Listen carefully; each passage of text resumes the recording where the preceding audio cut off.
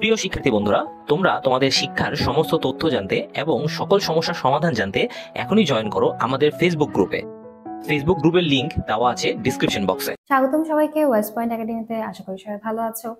আজকে আমরা আলোচনা করব অষ্টম শ্রেণীর বাংলার পঞ্চম অধ্যায়ের দ্বিতীয় পরিচ্ছেদ পৃষ্ঠা 108 এর যে ছকটি রয়েছে তার সমাধান নিয়ে।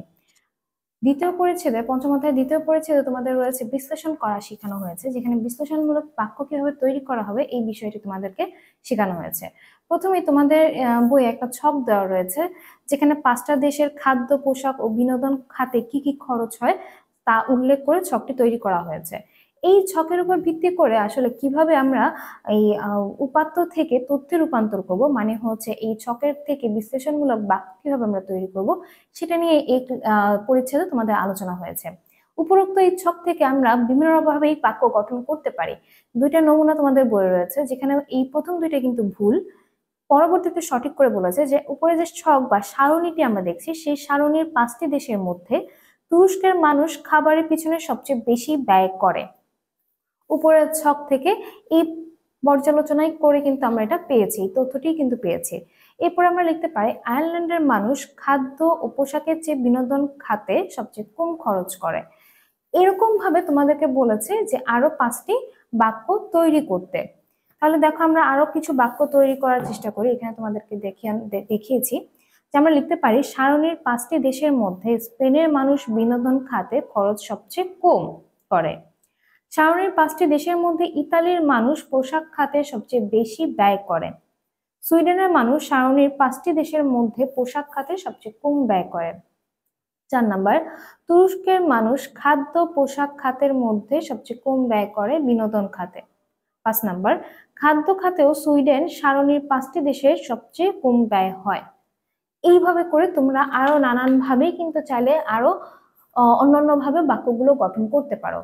তোমাদেরকে একটা ধারণা দেওয়ার জন্য আজকে এই ক্লাসের আসলে আলোচনা। হুবহু তোমাদেরকে যে এটাই কপি করে উঠাতে হবে তা কিন্তু না। এভাবে করে কিন্তু অন্যান্য দেশগুলো নিয়েও কিন্তু কথা বলতে পারো, ঘুরিয়ে ফিরিয়ে খাতের ব্যাপারে, অথবা 5টি দেশের মধ্যে তুলনা করে, অথবা 3টা খাতের সাথে তুলনা করে তোমরা বাক্যগুলো তৈরি করতে পারবে। আশা করি তোমরা বুঝতে পেরেছো।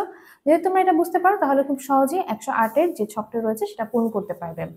এরপর আসলে বিশ্লেষণ করার কৌশল নিয়ে তোমাদের বইয়ে আলোচনা রয়েছে, যেটা কিনা খুব সহজেই তোমরা যদি পড়ো তাহলে বুঝতে পারবে, এবং তার সাথে সংখ্যাবাচক তথ্য দিয়ে কিভাবে বিশ্লেষণ করা হয় সেটাও তোমাদের বইয়ে দেখানো রয়েছে পৃষ্ঠা নম্বর 109।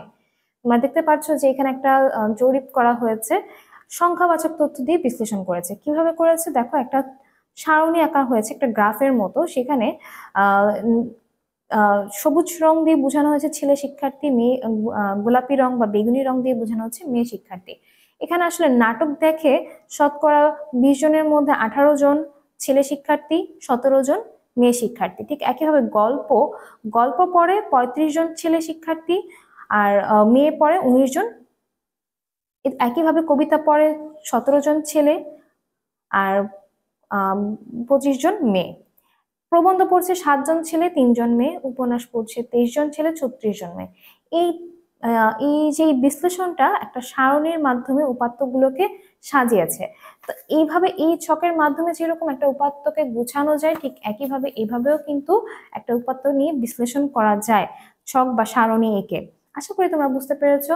যদি বুঝে থাকো তোমাদেরকে সাধুবাদ জানাই। তারপরে কোনো সমস্যা যদি থেকে থাকে অবশ্যই তোমাদেরকে বলবো নিচের কমেন্ট বক্সে কমেন্ট করতে, তোমাদের সমস্যা নিয়ে অবশ্যই আমরা আলোচনা করব।